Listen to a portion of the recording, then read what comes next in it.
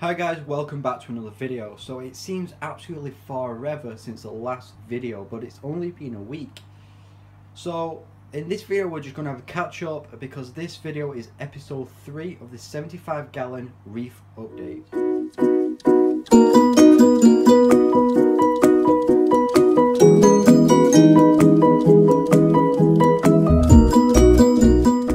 So guys, welcome back. So there's not much been happening with the tank really. It's only been a week since the tank was first set up. We've not lost anything apart from a couple of snails which have been scrapping with the hermit crabs, which the hermit crabs are becoming a bit of a pest, so they will be going soon. Other than that, the cycle has initially started, not the nitrogen cycle but like an algae cycle. Diatoms have kicked in, which I'll give you a closer look at later in the video. So diatoms, so the tank looks terrible. The sand is horrible. It's not really much of a display tank at the minute. Hopefully by the next video we should have some more rock powerful wave makers, but something which I'm going to talk to you in this video, which is a bit different than other reef tanks, is filtration. Now all tanks have filtration, but this particular reef tank is going to have a different type of filtration which is not commonly seen in the hobby, which I'm going to tell you guys about later. So first let's get into parameters. Now in episode 2 I promised you guys to talk about parameters at the end of the video and I totally forgot, and I really do apologise for that. So in this video I'm going to go through the parameters of this tank and all that lovely stuff. So let's start with the basic readings. Now these are going to be ammonia, nitrate and nitrite. Now ammonia in this tank is really good. It's reading at 0 parts per million. However, the tank is only brand new and the fish are only on a small amount of food because there is only 3 fish in the tank. But ammonia should stay at 0 anyway. Nitrate is running at 2 parts per million, which is bang on. I like to keep a small amount of nitrate in the system just for the corals, and it's always good to know that you've got a bit of nitrate because that's how you do know your tank has cycles. Now nitrite is at 0 parts per million, which is good. So ammonia and nitrite are the 2 most poisonous nitrified bacteria to any fish in the marine or freshwater hobby, which they're both at 0, which is where we want them. Phosphate is reading at 0.03 parts per million, which again it's okay for a especially soft coral reef tank, just because some corals do actually need those elements. And we've not got a high amount of phosphate, but we've not got totally 0, it's just above the 0 mark. Now for depending whether you read alkalinity or KH, depending which one you read, I'm going to give you a result for KH and a result for alkalinity because they are both the same thing. So my KH is reading at 11.5 DKH, which I believe is actually quite high, but at the moment it's nothing I'm too worried about. I'm only first week into the tank and we've only got 1 toadstool coral. Alkalinity is reading at 4.10 MEQL, which probably is high, but again, like I said, the tank's only a week into going and we only have a toadstool. Now calcium, I'm really happy about calcium because calcium is reading at 450 parts per million, which is actually bang on what calcium should be around. Now magnesium is running at 1410 parts per million, which it might possibly be on the high side of magnesium. I think magnesium should be around 1300 parts per million, I believe. That's something which I can change in the future. These sort of elements I'm glad because there's something you can change. You know, you can do water changes, you can dose, you can dilute, you can do all these things to change them, which is brilliant. It's not something you need to worry about because it's constantly going to be in and at that level it can be changed, which is brilliant. But again, not too worried. We've only got a soft coral tank at the minute and fish. We've not got anything too fancy like SPS or LPS at the moment. Now pH is at a stable 7.2. Now I am hoping that pH would go up. I really do want to keep it about 8.3, really what it should be, like natural sea element level. Now temperature is bang on in this tank. It's 25 degrees, or swings around about 25 degrees. Usually goes 25.1, 25. It stays around the 25 mark, which is good. There's not much fluctuation. And salinity for this tank is at 1.026, which is perfect for a reef tank. 1.025, 1.026 is generally around the salinity of reef tanks kept. Sometimes 0.27, just depending upon the actual reefer themselves, what they prefer. But generally I like to keep my salinity around about 1.025 to 1.026. That may vary or change in the future when I get into more difficult corals like LPS and SPS corals. But just for now, for a soft coral tank, soft corals are happy at 1.026, and so are the fish, which is they're happy, I'm happy. So I'm going to talk about the diatoms now. Now the diatoms are the biggest physical change to the tank. They're actually the only physical aspect of the tank what's changed, because of the only thing what we can see. Now basically majority of reef tanks or fish only systems go through the diatom stage when setting up a tank. Typically I believe it's usually the first to second week. Mine's come on the first week, exactly 1 week since the tank was set up. Now basically diatoms are an algae which consumes silicons, or silicons, which live within, well, are compounded within your sand substrate. And basically, like majority of, well, all algae need something to consume. Now in this particular form of algae, diatoms, they consume silicons. So once your sand bed has been completed of silicons, your diatoms will die off.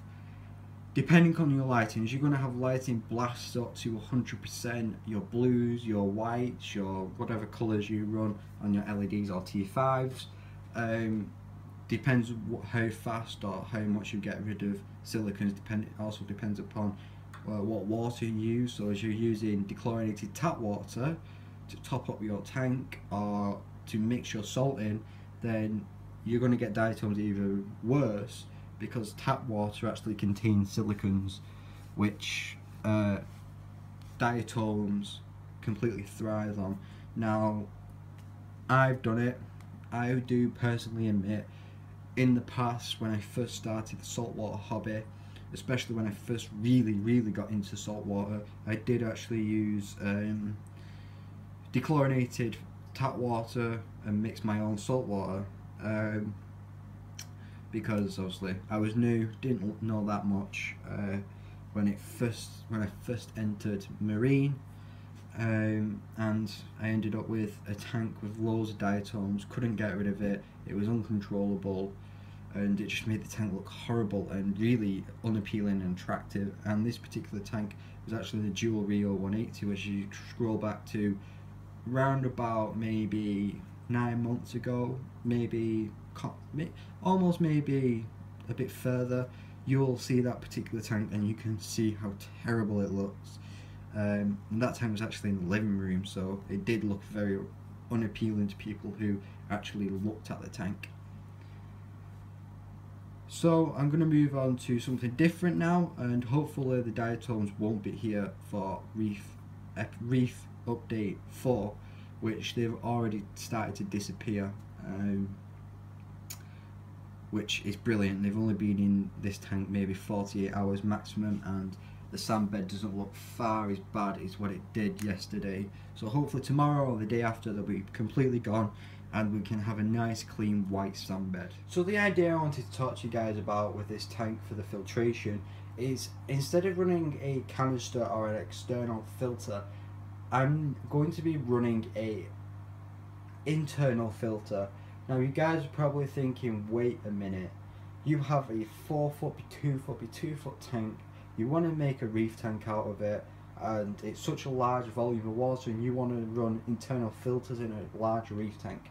Now, yes, I understand your concerns, and I'm not on about, like, for example, the Eheim Pickup 200, which is in there now. That's only in there because with setting up the tank, it's been quite cloudy with obviously the sand and everything, so that filter's in there at the minute to help polish and clean the water. As soon as that happens, that filter will be out. It's just in there to help the external polish the water and get it looking crystal clear a lot quicker. But anyway, the internal filter I'm going to go for is like, it's a kind of like an internal sump. So it is an internal filter, but it's kind of like a sump inside the tank. Now, it's not, the reason it's going to be like this is because I'm going to be using the dual Rio, or the dual filters, which come provided with the dual tanks. Now, the actual dual Rio filter for this system didn't come with it because it brought it second hand, and the previous owner removed it from the tank. But I still have the dual Rio 180 filter box, which I removed from my old reef tank a couple months back, well, good few months back actually. So I'm going to be putting that in here, and now the pump is going to be 15,000 litres per hour. Now it's going to be 100 litres per hour stronger than the external, so I am going to be putting a stronger filter than what's already on this tank in here. Now the purposes for doing this is simply just because of noise. External filters are so noisy. Now I have come across ones like this All-Pond Solutions which just give a silent hum, well not silent but a small hum or a buzzing sound. Now this tank's in my room and that is extremely annoying, and as you guys can imagine, some noise or something going off in your room, it can be really difficult to sleep. I understand that some people can sleep with noise, but I prefer to have a silent bedroom, and unfortunately the tank cannot go anywhere else in my house other than my room. So I either have the tank in my room or I don't have a tank at all, which is something I don't really want to do because it's something I enjoy and I'm passionate about. So the one way around this is simply an internal sump. Now I can get internal power heads or internal filter pumps which are completely silent and do not make the slightest of sound. You could literally put your ear to it and there is no sound. Now hopefully this dual filter works out and it is like that, and I can get a good night's sleep and the tank will be happy and I'll be happy. Now the wave makers are completely silent, they make no noise, but the wave makers I will be upgrading to the RW8 Jabo. So altogether in this tank there will be about 15,500 litres per hour of movement. I'll have two 800 litre per hour wave makers and a 1,500 litre per hour pump. So hopefully we'll have a good amount of water. I think it's maybe about 30 times the water volume being turned an hour, which is brilliant. Obviously the wave makers which I'm getting do have a controller, which is brilliant because I can change them and do different things. So if it doesn't work out as it is too much flow, I can always turn them down, but at least it gives me the option to be able to turn them up as I ever need to. So thanks guys for watching this video. I really do appreciate the support. I'm almost at 100 subscribers now, which I think I'm 2 subscribers off. Last time I checked, which was earlier today, I had 98 subscribers. Now for a small channel like me, 100 subscribers is absolutely amazing, and I thank you guys so much for especially my long-term subscribers which are out there. I know a few of you out there and I don't know who you are, so don't forget to comment on this video and just basically say how long you've been subscribed for and if you've actually followed the channel from the beginning, because it'll be really nice to talk to some of you guys which are subscribed all the way from the beginning and watch my videos from the beginning and supported me from the beginning. So don't be shy, pop a comment in the video below, well in the below of this video, and just say how long you've been subscribed for, and yeah, basically, yeah. So don't forget to give the video a big thumbs up if you enjoy this video. If you're new and you've never seen one of my videos before, don't forget to give it a subscribe, which will be brilliant. I'll totally be appreciative of that. As well as that, don't forget to give this video a big thumbs up as you liked it. If you didn't like it, I do apologise, but don't forget to comment below why you didn't like it. I never yet had criticism on my channel, which, you know, sometimes it can be a good thing, but I'm not getting into that too much. Don't forget to check out a big sponsor to BB2 Marines and Cheap Frags Facebook forum, which BB2 Marines is an amazing marine shop to get your fish and coral from, and they really have helped me set this tank up. They've been brilliant. The guy I know there, I've known him for a very long time, actually for about nearly 7 years I've known the guy. Brilliant guy, great shop, doing amazing quality stuff. So their link to their Facebook page will be in the description below. Cheap Frags forum, great friendly chat room. There's quite a few YouTubers in there as well as some knowledgeable reefers and some friendly faces in there. So anyway, enough of me rambling on. Don't forget to check out them, because they're brilliant places to go, especially as you're stuck with anything. Don't forget to give a thumbs up, a subscribe, a comment, all that lovely stuff, and I will see you basically in the next video. Now, something quickly to mention, just quickly, I will be doing a fish shop marine tour of basically BB2 Marines, just to show you guys basically what they do, what they're about, and everything like that. Now, I keep telling you guys to go and check them out in the end of my videos, and you guys have never actually seen them on my channel, so I think it's only fair that I do go and do a shop tour. I've spoken to the guy, and he said it's completely fine, so we've got to go and film that, which will be coming up in the next couple of months, hopefully before the end of February, so maybe in a couple of weeks, hopefully. So yeah, so I will see you guys in another reef update, or simply another update on my channel. So I'll see you guys later.